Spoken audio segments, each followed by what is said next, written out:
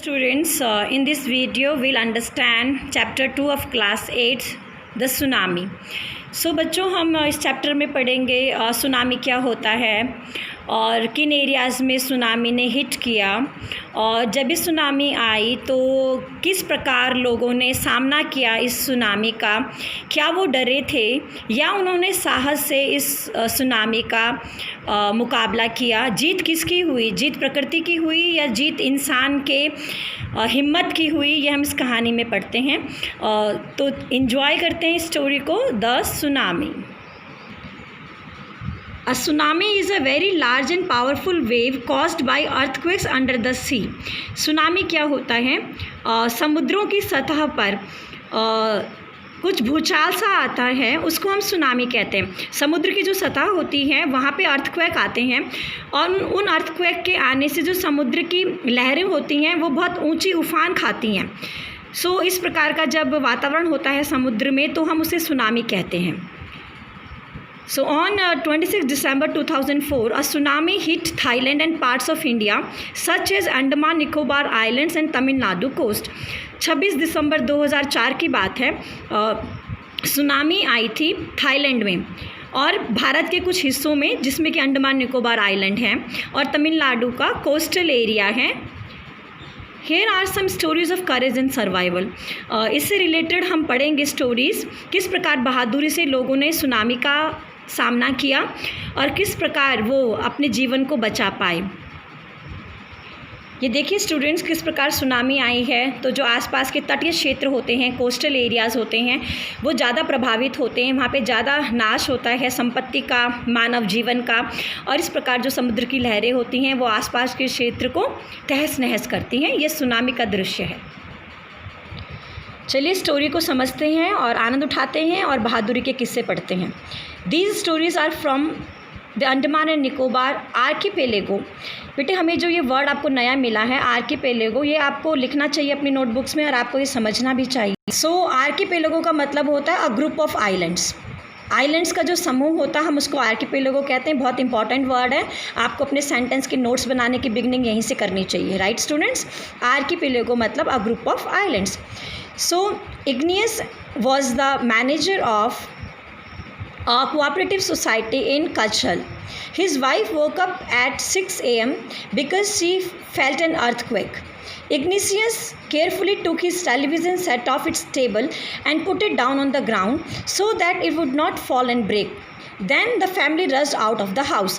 अब ये एक सुनामी के बारे में बात कर रहे हैं कि किस प्रकार का वातावरण एक घर के अंदर रहा। हम इग्निशियस के बारे में पढ़ रहे हैं जो कि एक मैनेजर थे। तो जब वो सो रहे थे, सुबह का समय था, 6 बजे की बात है, तो उसकी पत्नी को भूकंप के झटके महसूस हुए।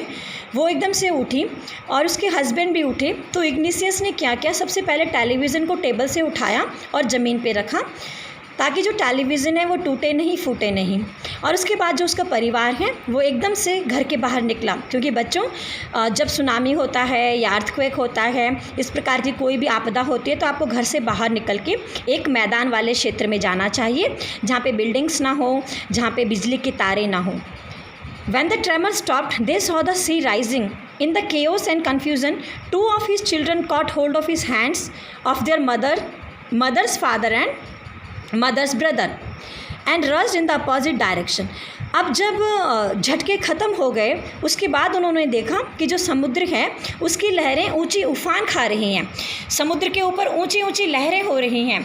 और उसके बाद वातावरण किसका था, केओस। केओस होता है अफरा तफरी, परेशानियाँ। केओस का माहौल हुआ, केओस का मतलब अफरा तफरी हुआ है, हर कोई परेशान है और सब लोग कन्फ्यूज़न में हैं। सो उनके 2 बच्चों ने हाथ पकड़ा अपने नाना नानी का। मदर्स फादर, मदर कौन होते हैं, नाना नानी। सो इग्नियस के 2 बच्चों ने अपने नाना नानी का हाथ पकड़ा और दूसरी डायरेक्शन में वो लोग चले गए, दूसरी दिशा की ओर वो लोग चले गए। He never saw them again. और उसके बाद इग्निशियस ने अपने बच्चों को दोबारा कभी नहीं देखा और उनके नाना नानी को भी दोबारा कभी नहीं देखा। हो सकता है समुद्र की लहरों में वो मृत्यु को प्राप्त हो चुके हों, वो डूब चुके हों। His wife was also swept away. और इग्निशियस की जो बीवी हैं वो भी समुद्र की लहरों में बह चुकी थी। Only the 3 children who came with him were saved. और 3 बच्चे जो इग्निशियस के साथ आए थे वो ही अपनी ज़िंदगी बचा पाए, वो सुरक्षित थे। सो इस प्रकार जब सुनामी आए तो हलचल मचा और वो लोग परेशान हुए। Sanjeev was a policeman serving in the Katchal island of Nicobar group of islands. अब हम एक और व्यक्ति के बारे में पढ़ते हैं, उसका नाम संजीव था और वो एक पुलिसकर्मी था जो निकोबार आइलैंड्स में द्वीपों में काम करता था। He somehow managed save himself, his wife and his baby daughter from the waves. और वो सक्षम रहा अपनी बीवी को बचाने को और अपनी एक छोटी सी बच्ची थी, अपनी बच्ची को वो बचा पाया समुद्र की तहस करने वाली, विनाश करने वाली लहरों से अपने आप को बचा पाया, अपनी बीवी को बचा पाया और अपनी छोटी सी बच्ची को बचा पाया। But then he heard cries for help from wife John the guest house cook. और फिर उसने मदद की चीखें सुनी और वो चीखें थी एक स्त्री की और वो वाइफ थी जॉन की। तो जॉन की वाइफ है, वो ज़ोर से चिल्ला रही थी मदद के लिए। और जॉन कौन है बच्चों? Guest house cook. Guest house का जो कुक है वो जॉन है। उसकी बीवी मदद के लिए ज़ोर ज़ोर से चिल्ला रही थी और ये आवाज़ें संजीव ने सुनी। Sanjeev jumped into the water to rescue her. Rescue का मतलब होता है बचाना, सेव करना। But they were both swept away. लेकिन संजीव जो कि जॉन की वाइफ को बचाना चाह रहा था, वो और जॉन की वाइफ दोनों के दोनों समुद्र की लहरों के साथ बह गए और वो भी मृत्यु को प्राप्त हो चुके थे। तो देखिए बच्चों, संजीव एक अच्छा व्यक्ति था जो मदद करना चाहता था, लेकिन संजीव और जॉन की वाइफ दोनों के दोनों बड़ी बड़ी समुद्रों के लहरों में मर चुके हैं, डूब चुके हैं, बह चुके हैं। 13-year-old मेघना was swept away along with her parents. और हम पढ़ते हैं मेघना के बारे में, जो कि 13 साल की लड़की है, वो भी अपने मम्मी पापा के साथ लहरों में बह चुकी है। 77 अदर पीपल, और 77 लोग इस लहरों में बह रहे हैं, ज़िंदगी से लड़ रहे हैं, जीना चाहते हैं। She spend 2 days floating in the sea. और जो ये मेघना है 2 दिन तक वो समुद्र में तैरती रही। तो हो सकता है बच्चों उसे कोई लकड़ी का तख्ता मिला हो और उस तख्ते के ऊपर वो बैठ रही हो। तो 2 दिन तक वो समुद्र के लहरों के ऊपर फ्लोट कर रही थी, तैर रही थी, holding on to a wooden door. और लकड़ी का कोई दरवाज़ा होगा बच्चों, उस दरवाजे के ऊपर वो बैठी हैं और 2 दिन से तैर रही है। 11 times she saw relief helicopter overhead but they did not सी हर। 11 बार मेघना ने रिलीफ हेलीकॉप्टर्स को देखा। रिलीफ हेलीकॉप्टर्स वो हेलीकॉप्टर्स होते हैं जो मदद पहुंचाते हैं जब कभी भी आपदा होती है, परेशानियां होती हैं, समस्या होती है, तो ये हेलीकॉप्टर्स खाना पहुंचाते हैं। तो जब कभी भी आपदा होती है तो ये जो रिलीफ हेलीकॉप्टर्स होते हैं ये खाना वगैरह पहुंचाते हैं, पानी पहुंचाते हैं। 11 बार मेघना ने इन हेलीकॉप्टर्स को देखा, लेकिन उसकी किस्मत ख़राब थी, ये हेलीकॉप्टर्स उसको देख नहीं पाए। She was brought to the shore by a wave and she was found walking on the sea shore in a days. और उसके बाद उसकी किस्मत अच्छी थी बच्चों, लकड़ी का जो दरवाज़ा था वो अपने आप किसी लहर के मदद से अपने आप समुद्र के तट पर आ चुका था। और उसके बाद जो मेघना है वो डेज़ होता है बच्चों, चक्कर उसको आ रहे थे और चक्कर आने वाली उसकी स्थिति थी क्योंकि उसने 2 दिन से खाना नहीं खाया है, वो कमज़ोर हैं। और डेजिंग वाली हालात में, चक्कर वाली हालात में, कमज़ोरी वाली हालात में वो समुद्र तट पर पहुंची और वहाँ से फिर वो धीरे धीरे चलने लगी। Almas Javed was 10 years old. She was a student Carmel Convent in Port Blair where her father had petrol pump. अब हम एक और बच्चे के बारे में पढ़ेंगे, उसका नाम है अलमास जावेद, जो कि 10 साल की है। वो एक स्टूडेंट है कैरमल कॉन्वेंट स्कूल में, जो कि पोर्ट ब्लेयर में है। बच्चे, पोर्ट ब्लेयर अंडमान निकोबार की राजधानी है। वहाँ पर उसके पापा का पेट्रोल पंप था। हर मदर रहीला's home was Nancowry Island. The family had gone there to celebrate Christmas. और उसकी जो मम्मी है वो रहती थी नैनकॉवरी आइलैंड में, और ये जो पूरा परिवार है वहाँ पे क्रिसमस मनाने गया था। अब आगे देखते हैं इनके साथ क्या होता है। When the tremors came early in the morning the family was sleeping. Tremor होता है हल्की हल्की कंपन, स्मॉल अर्थक्वेक्स जो होंगे उसको हम ट्रेमर कहते हैं, हल्की कंपन। तो जब धीरे धीरे कंपन इनको महसूस हुआ, इनका परिवार सो रहा था। Alma's father saw the sea was receded. और अलमा के पापा ने देखा कि जो समुद्र है, तो उसके पापा ने देखा जो समुद्र है वो रिसीड कर रहा है। रिसीड का मतलब होता है पीछे की तरफ हटना, जो लहरें हैं वो पीछे की तरफ जा रही हैं या जो समुद्र है वो संकीर्ण हो रहा है।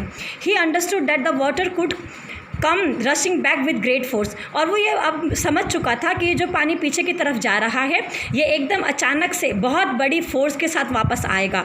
ही woke everyone and try to rush them to a safer place. उसने घर में सभी लोगों को जगाया और उनको एक सेफ प्लेस में लेके गया, एक सुरक्षित जगह में लेके गया। As they ran her grandfather was hit on the head something and he fell down. और जैसे ही वो जा रहे थे उनके दादाजी के सर में कोई चीज़ टकराई, कोई चीज़ गिरी होगी और उसके दादाजी के सर में टकराई और उसके दादाजी नीचे गिर गए। Her father rush to him then came the first giant wave that swept both of them away. और उसके बाद जो ये इनके पापा हैं, अलमास के जो पापा हैं, वो बचाने के लिए गए अलमा के दादाजी को, लेकिन एक बहुत बड़ी लहर आई और दोनों को डुबो गई, दोनों को बहा के अपने साथ ले जा चुकी है। जायंट का मतलब होता है बहुत बड़ा, ह्यूज, विशाल। तो देखिए बेटा किस प्रकार सुनामी से तहस नहस होती है, बर्बादी होती है, डिस्ट्रक्शन होता है। Alma's mother and aunt stood clinging to the leaves of a coconut tree calling out to her. अब अलमा की जो माँ है और जो उसकी चाची हैं, वहाँ पर एक कोकोनट का पेड़ है, नारियल का पेड़ है, उसको उस नारियल के पेड़ से वो लोग चिपके हुए हैं। क्लिंगिंग का मतलब होता है चिपकना, और ज़ोर ज़ोर से अलमा को आवाज़ दे रहे हैं। And they too were rush washed out away. और थोड़ी देर बाद जो पानी है, बड़ी बड़ी लहरें हैं, अलमा की मम्मी को और उसकी चाची को भी बहा ले जाती हैं अपने साथ। Alma saw a log of wood floating, she climbed on it then she fainted. और बेटा कितना बुरा हुआ, अलमा के पापा, अलमा के दादा, अलमा की मम्मी और अलमा की चाची, चारों के चारों पानी के साथ बह चुके हैं, समुद्र की लहरों के साथ बह चुके हैं, वो मृत्यु को प्राप्त हो चुके हैं। अब अलमा किस्मत वाली थी बच्चों, उसने एक लकड़ी का फट्टा देखा और उसके ऊपर वो बैठ गई और उसके बाद वो फेंट हो गई। फेंट का मतलब होता है बेहोश होना। जब वो जागी, जब उसकी नींद खुली तो देखते हैं उसके साथ क्या हुआ। बेटे जब अलमा ने आंखें खोली तो उसने अपने आप को एक हॉस्पिटल में पाया, कमोटा के हॉस्पिटल में। From there she was brought to Port Blair, और वहाँ से उसको पोर्ट ब्लेयर लाया गया। The little girl does not want to talk about the incident with anyone, she is still traumatised. Traumatised word का आप अंडरलाइन कीजिए। ट्रॉमेटाइज का मतलब होता है फुल ऑफ फियर। वो इस इंसिडेंट के बारे में किसी से बात नहीं करना चाहती। बेटा वो बहुत डरी हुई है और उसका डरना जायज़ है, क्योंकि उसके माता पिता और उसके दादा अब मृत्यु को प्राप्त हो चुके हैं, वो घर में अकेली हैं, तो वो बहुत ज़्यादा डरी हुई है। अब बेटा ये क्वेश्चन ट्रू फॉल्स है, हम इसे भी कर लेते हैं। हमें बताना है कि ये जो स्टेटमेंट है ये ट्रू है या फॉल्स है। Ignatius lost his wife, 2 children, his father in law, his brother in law in the tsunami. ये बात सही है कि गलत है? So this is true. Sanjeev made it to safety after the tsunami. Sanjeev सुरक्षित स्थान पे लेके गया सुनामी के बाद। ये बात तो सही है स्टूडेंट्स, ट्रू। मेघना was saved by a relief copter. ये बात देखते हैं स्टूडेंट्स सही है कि गलत। सो डियर स्टूडेंट्स ये स्टेटमेंट गलत है, क्योंकि मेघना को रिलीफ हेलीकॉप्टर ने नहीं बचाया। वो खुद जो लकड़ी के तख्ते पे बैठी थी वो धीरे धीरे खुद ही सी शोर में अपने आप एक बड़ी वेव की मदद से आया। सो ये स्टेटमेंट बेटा फॉल्स है। अलमास फादर ने रियलाइज़ किया कि जो tsunami was going to hit the island. Alma के फादर ने पहले देखा जो पानी है वो पीछे की तरफ जा रहा है और थोड़ी देर में वो हिट करेगा बहुत बड़ी फोर्स के साथ। तो ये स्टेटमेंट करेक्ट है बच्चों। Her mother and aunts were washed away with the tree that they were holding on to. Alma की जो मम्मी और आंट हैं उन्होंने कोकोनट पेड़ को पकड़ा हुआ था और वो भी बह चुके थे। ये बात बिल्कुल सही है। सो बेटा हमने ट्रू फॉल्स भी किया। So dear students I hope आपको द सुनामी चैप्टर का फर्स्ट पार्ट समझ में आया और आपने देखा कि कितने बहादुरी से लोगों ने सुनामी का सामना किया, लेकिन कुछ लोगों की किस्मत ने मदद की और कुछ लोगों की किस्मत ने साथ नहीं दिया। जिनका किस्मत ने साथ नहीं दिया वो सुनामी की चपेट में आ गए और मृत्यु को प्राप्त हो चुके। लेकिन फिर भी बच्चों हमें साहस का साथ देना चाहिए और साहस से मुकाबला किसी भी परिस्थिति का करना चाहिए। थैंक यू बच्चों।